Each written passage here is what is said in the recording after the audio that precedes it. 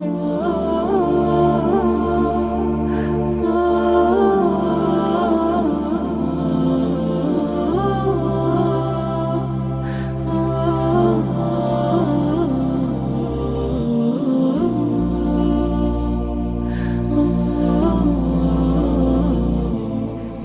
رجائي يا رجائي يا رجائي يا رجائي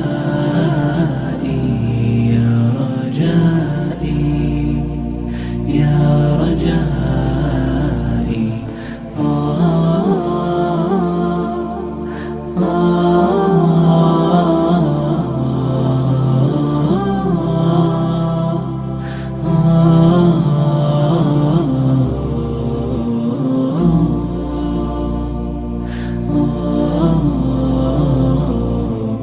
رباه عفوك إني للنور مدت يداي، نزعت أسرار قلبي وجئت ألقي أسايا. رباه عفوك إني للنور مدت يداي، نزعت أسرار قلبي وجئت ألقي أسايا، وأشتكي طي صدري دربا سحيق العطايا.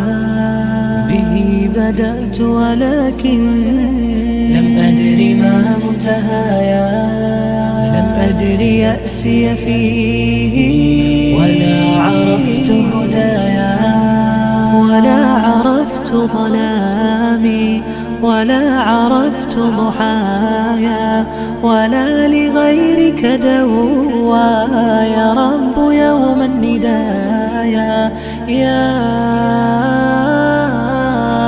يا يا رجائي.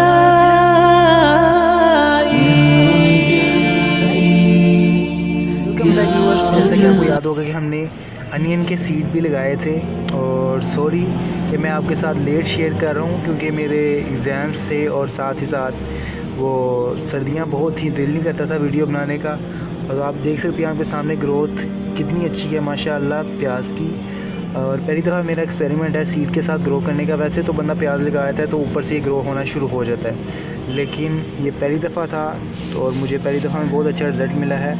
आपके पास अगर खुली जगह हो तो वहाँ जाकर वहाँ पे आप ज़रूर प्याज ग्रो करें। अब तो ये इसका सीज़न ऑफ हो गया, अब देखते हैं कि इसके नीचे प्याज बनेगा या नहीं, लेकिन आपके साथ मैंने ये अपना रिज़ल्ट शेयर करना था। इसकी स्प्राउटिंग बहुत अच्छी स्टार्ट हो चुकी थी, वो मैं शेयर नहीं कर सका, लेकिन अब शेयर कर रहा हूँ इसका आपके साथ रिज़ल्ट। तो आई होप कि आपको ये वीडियो बहुत पसंद आई होगी। तो अब मिलते हैं अगली वीडियो में नेक्स्ट टॉपिक के साथ। तब तक के लिए अल्लाह हाफिज़, अस्सलाम वालेकुम। रिमेंबर मी इन योर प्रेयर्स।